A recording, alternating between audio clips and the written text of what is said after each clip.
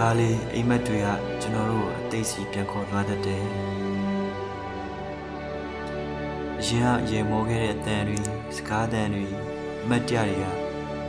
အိမ်မက်ထဲမှာတော့အရင်တိုင်းပဲရှိနေသေးတယ်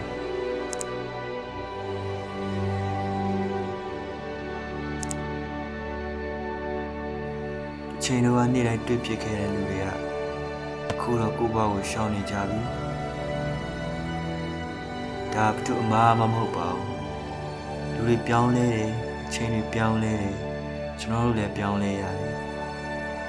အခုတော့တိတ်ဆိတ်မှုတွေထဲကကိုယ်တန်ကိုပြန်နားထောင်ရင်းမနေ့ပြန်မှာထပ်ထွက်လာအောင်မယ်နေမီးနဲ့အတူကျွန်တော်တို့လည်းရှေ့ဆက်ရှောင်းရအောင်ပါပဲ